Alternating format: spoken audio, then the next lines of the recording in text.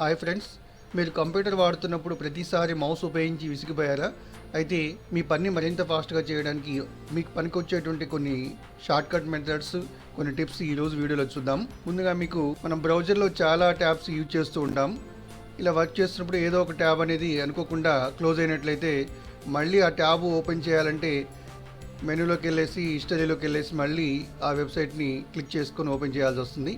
ఇదంతా కాకుండా ఒకే ఒక షార్ట్ కట్ తోటి మీరు సడన్గా అనుకోకుండా క్లోజ్ అయ్యేటువంటి ట్యాబ్ని మళ్ళీ తిరిగి ఓపెన్ చేయొచ్చు. ఆ షార్ట్ కట్ మెథడ్ వచ్చేసి Ctrl+Shift+T ప్రెస్ చేయండి. మీరు అనుకోకుండా క్లోజ్ చేసినటువంటి ట్యాబ్ మళ్ళీ తిరిగి వస్తుంది. సాధారణంగా మనం ఏదైనా కాపీ చేస్తే ఒక కంటెంట్ మాత్రమే సేవ్ అవుతుంది.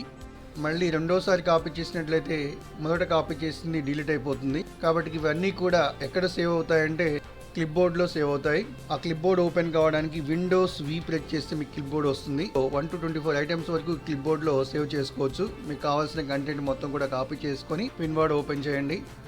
Windows V ప్రెస్ చేస్తే క్లిప్ బోర్డ్ వస్తుంది. ఈ క్లిప్ బోర్డ్లో ఉన్నటువంటి కంటెంట్ మొత్తం కూడా మీరు ఎక్కడ కావాలంటే అక్కడ పేస్ట్ చేసుకోవచ్చు. మీరు ఒకేసారి ఆఫీస్ వర్క్, పర్సనల్ వర్క్ చేస్తున్నారా ఒకే సిస్టంలో? అన్నీ కూడా ఒకే స్క్రీన్ మీద ఉంటే కన్ఫ్యూజ్ అవుతారు. కాబట్టి మీరు విండోస్ ట్యాబ్ ప్రెస్ చేసినట్లయితే ఇక్కడ మీకు డెస్క్టాప్ 1, డెస్క్టాప్ 2, న్యూ డెస్క్టాప్ అని ఉంది. మీరు న్యూ డెస్క్టాప్ క్లిక్ చేసుకొని న్యూ డెస్క్టాప్ అనేది ఓపెన్ అవుతుంది. మీరు ఈ న్యూ డెస్క్టాప్ మీద మీకు కావాల్సిన వర్క్ చేసుకోవచ్చు. ఇంతకుముందు పాత డెస్క్టాప్ రావాలంటే మాత్రం విండోస్ ట్యాబ్ ప్రెస్ చేయండి. ఇంతకుముందు ఏదైతే మీరు డెస్క్టాప్ యూజ్ చేశారో ఆ డెస్క్టాప్ వస్తుంది.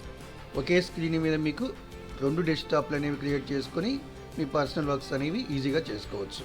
స్క్రీన్ మీద చాలా ట్యాబ్స్ ఓపెన్ అయి ఉన్నట్లయితే మీ ట్యాబ్స్ అన్నీ కూడా క్లోజ్ అయ్యి ఒక్క సెకండ్లో మీరు డెస్క్టాప్ మోడ్లోకి వెళ్ళాలంటే మాత్రం Windows D ప్రెస్ చేయండి, డెస్క్టాప్లోకి వచ్చేస్తారు.